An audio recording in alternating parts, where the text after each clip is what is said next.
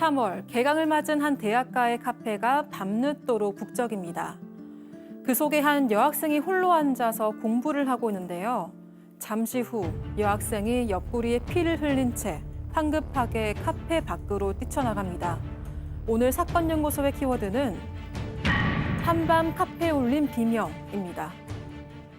자, 2019년 3월 딱 이맘때쯤 발생했던 충격적인 사건이었습니다. 부산의 한 대학가 카페에서 갑자기 비명 소리가 터져 나왔죠. 밤 9시 정도였다고 합니다. 좀 늦은 시간이긴 하지만 대학가인데다가 개강 직후였기 때문에 사람들이 굉장히 많았다라고 해요. 그런데 그때 한 남성이 후드티를 뒤집어 쓰고 카페에 들어와서 두리번거리기 시작을 했고요. 여성 혼자서 앉아서 공부를 하고 있는 여학생을 발견하고 바로 그 여성 왼쪽에 앉았습니다. 그대로 주머니에서 뭔가를 꺼내서 망설이도 않고 여성의 옆구리를 향해서 흉기를 휘둘렀던 겁니다. 갑자기 공부하고 있다가 흉기에 찔렸으니까 얼마나 놀랐겠습니까? 비명을 지르면서 도망을 쳤고 이 여성이 도망치고 나자 이 뭔가 분에 풀리지 않듯이 테이블 의자를 지금 난장판이 돼 있잖아요. 저렇게 발로 차면서 난동을 부렸던 겁니다. 자, 뭐 지금 딱 봐도 알겠지만 순식간에 정말 카페 안은 아수라장이 됐겠어요. 네, 20명이 넘는 손님들이 비명을 지르면서 우르르 도망쳤고요. 정말 아비규환인 상황에서 손님들이 넘어지는 경우도 있었습니다. 그런데 사건 장소인 카페 바로 옆에 파출소가 있었는데요. 그런데도 남성이 범행을 저지른 겁니다. 이 손님들은 도움을 요청하기 위해서 파출소 문을 두드렸지만 닫혀 있었던 상황이었고요. 돌아서려는데 다행히 신고를 받고 출동한 경찰이 네, 지금 닫혀 있죠. 네, 이게 그런데 지금 뒤에 보시면 파출소 경찰 두 CCTV 군요. 명이 네네. 어. 그런데 이제 신고를 받고 출동한 경찰 2명이 카페 쪽으로 뛰어가는 걸 목격하고 다시 경찰 쪽으로 갔다고 합니다. 그런데 이때까지도 카페 안에서 남동을 부리던 남성이요. 이 건장한 체격의 남성 경찰을 발견하니까 바로 흉기를 내려놓고 무릎을 꿇고 손까지 들면서 항복을 했다고 합니다. 세상에. 이게 무슨... 자, 결국 이게 뭐 짐작하시겠지만 피해 여성과 저 흉기 난동범은 일면식도 없는 사이였습니다. 네, 그렇습니다. 이 가해자 이 씨 처음 본 여학생한테 흉기를 휘두른 것이었습니다. 그리고 더 충격적인 건요. 체포된 이 씨가 경찰 조사에서 누구든 걸리면 죽이려고 했다라는 이런 끔찍한 진술을 했다라는 거예요.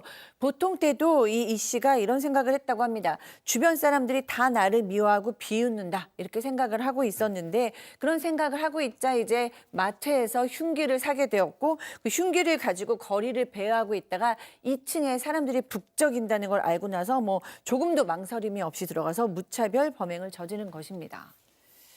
자, 어제 전해드렸던 충남 서천 이지연도 그렇고 말이죠. 그야말로 걸리면 가만 안 둔다. 시한폭탄입니다.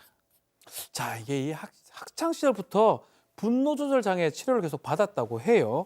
특히 고등학교 졸업한 이후부터는 그 폭력성을 감당하기 어려서 좀 이야기를 어려운데 자, 혼자 자취를 했다고 합니다. 말씀하신 분노 조절 장애가 덩치 큰 경찰관 앞에서는 딱 진정이 됐군요. 그러니까 그게 사실 놀랍죠. 그러니까 선택적 분노 조절 장애라고 우리 표현할 수 있을 것 같은데요.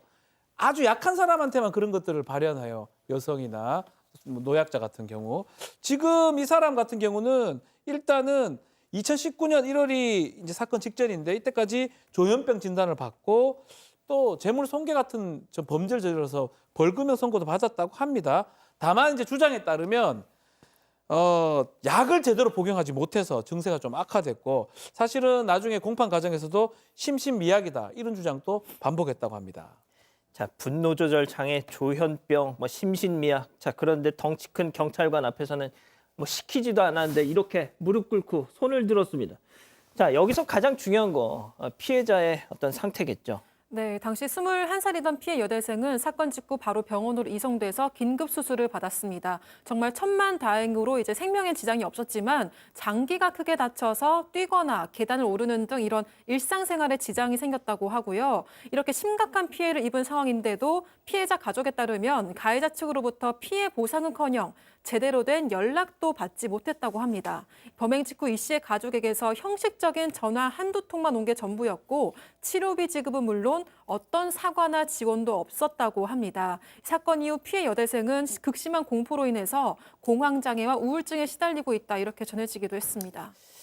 자, 이 6년 전 사건 피해자께서는 여전히 고통스러운 상황을 지금 겪고 계실 수도 있다는 우려를 합니다만 저희가 오늘 이 사건을 준비하면서 피해자의 어떤 그런 상처를 조금 더 덧내지 않을까 그런 우려도 했습니다만 저희가 이 사건을 잊지 않기 위해서 다시 한번 이렇게 전해드린다는 점도 조금 감안해 주셨으면 좋겠습니다.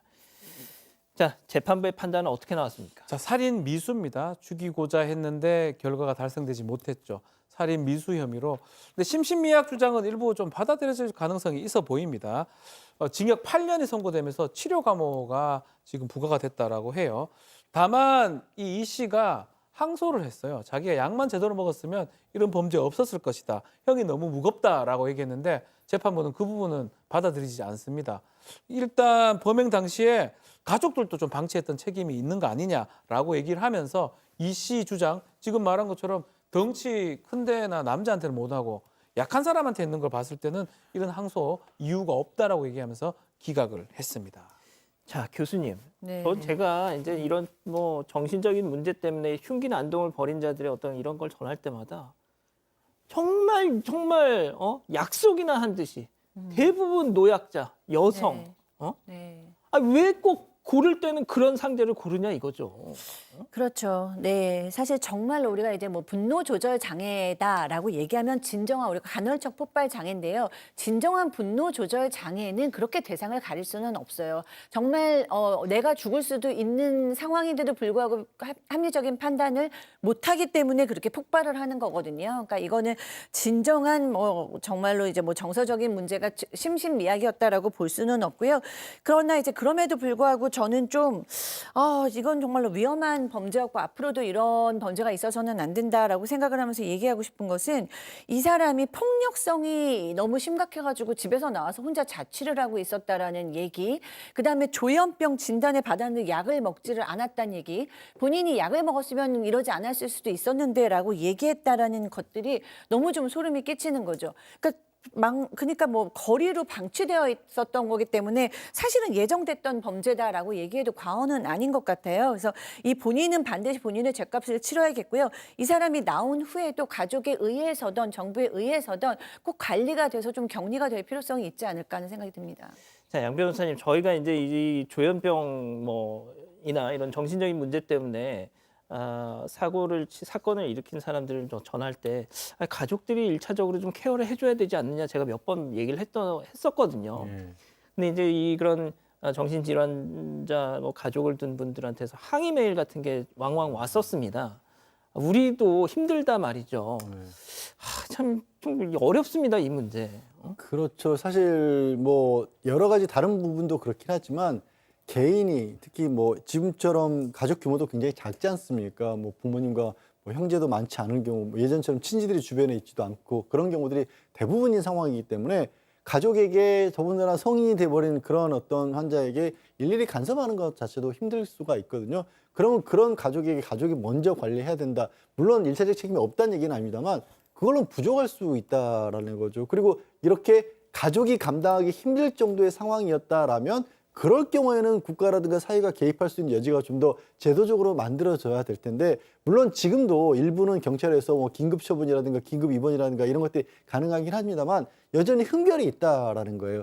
달라져 가고 있는 어떤 사회 현상에 따라 맞춰서 요즘 1인 가구들 굉장히 많이 늘어나고 있다는 것들을 뉴스에서 보지 않습니까? 그 1인 가구 중에 한 명이 만약에 이런 증상을 겪고 있다면 본인도 본인을 통제하지 못해서 이런 문제가 발생할 수도 있는 거거든요. 그러면 어떻게 할 거냐. 더군다나 대한민국처럼 이렇게 많은 인구가 밀접해서 누구든지 언제든지 피해를 입을 수 있는 상황이기 때문에 항상 말씀드리지만 조현병 환자 전체로 이렇게 말씀드리는 상황이 아니라는 거. 예. 이 개인 차원의 어려운 상황을 어떻게 막아낼 것인지 연구를 해야 됩니다. 예,